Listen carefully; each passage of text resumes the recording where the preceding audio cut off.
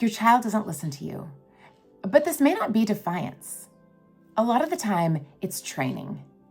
I don't mean that in a harsh way. I just mean that your child accidentally might have been trained to register the first direction as one that doesn't really count.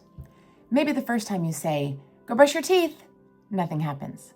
So you say it again and louder. Then you add, "I'm serious," and then you threaten. Then finally, when your voice changes, your child moves. And without meaning to, the pattern becomes mom's first voice is background noise, and mom's serious voice means move. That does not mean your child is bad. It means the system is unclear. And that is where positive discipline becomes so helpful, because the goal is not to be harsher. The goal is to become kind and firm at the same time. Kind says, "I'm not here to shame you, scare you, or assume the worst." Firm says, "But I'm going to mean what I say." So when a child doesn't listen the first time, one of the first questions I ask is not, "How do we punish this?" It is, "What has the child learned comes after the first direction?" Because if nothing happens after the first direction is not actually a direction. It's like an opening announcement. Here's what this can look like in real life. You say, "We're leaving in 5 minutes. Please go put your shoes on." Your child keeps playing. You say, "Shoes," still playing. You say, "You need to get your shoes on," still playing. "Why are you not listening to me?" Now they're annoyed, you're annoyed, and the shoes have become a relationship issue. But the original problem was simpler than that. The child did not take ownership of the direction.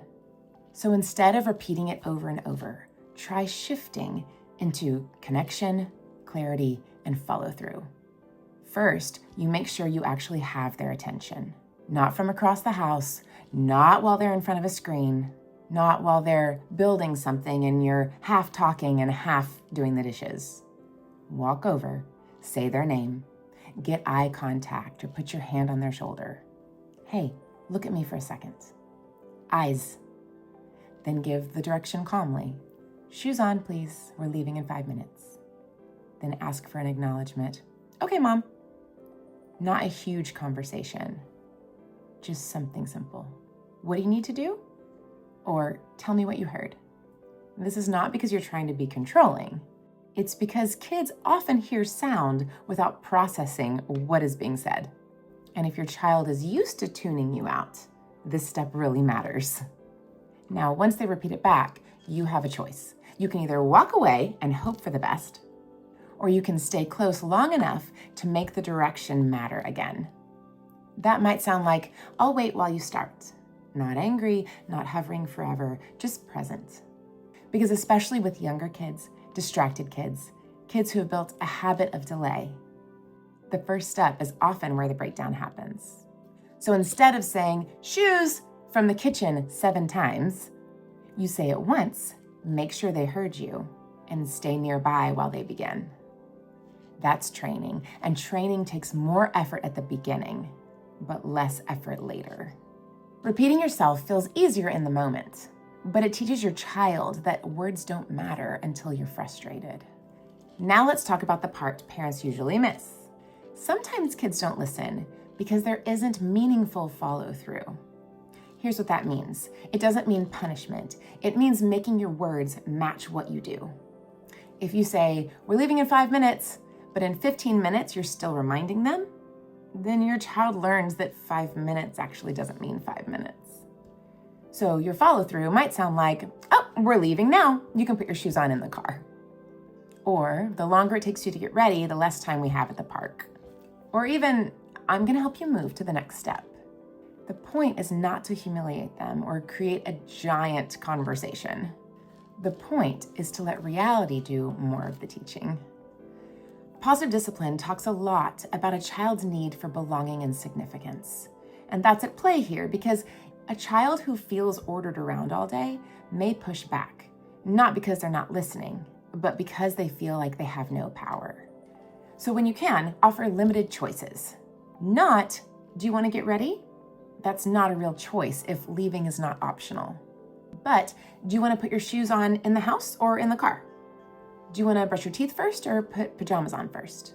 Do you want to carry your backpack or your water bottle? That gives them a little ownership within your boundary. The boundary is, we are leaving. The choice is, how would you like to participate? The boundary is not up for debate, but you want your child to have some dignity in the process.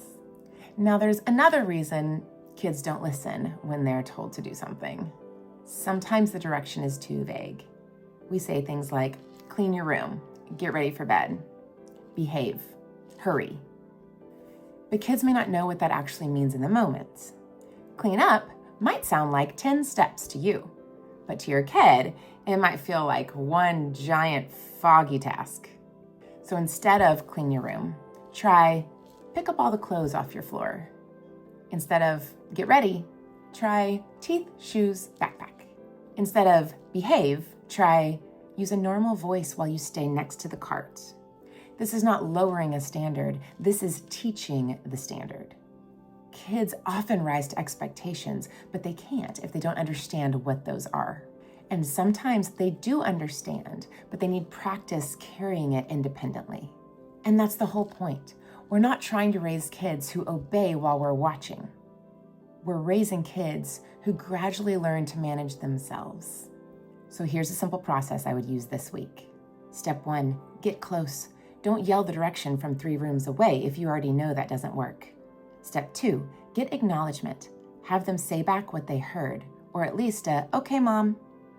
Step 3, give one clear direction, not a speech, not a lecture, one direction. Step 4, follow through calmly. Do not repeat it 10 times and then explode. Step 5, practice outside the heated moment. You can even say later, hey, I notice I repeat myself a lot. We're gonna practice doing directions the first time, and I'm gonna work on not saying the same thing 5 times. That last part matters because this is not only a kid problem, this is a family problem. And when you name the pattern without shame, the child is a lot more likely to cooperate. You might say, I think I accidentally taught you that I don't mean it the first time I say it. I'm gonna change that. I'll make sure that I have your attention first, and then I'm gonna follow through sooner. That is calm leadership. Not yelling, not begging, not threatening. Leadership. Because when your child doesn't listen the first time, the answer is not usually to just become more intense. The answer is to become more consistent. So the next time you give a direction, try not to say it louder. Just say it clearer. Make sure they heard you. Stay close enough to help them start, and then make sure what you say matches what you do. That's how first-time listening becomes normal again. So if your child doesn't listen the first time, don't just get louder. Get clearer, closer, and follow through sooner.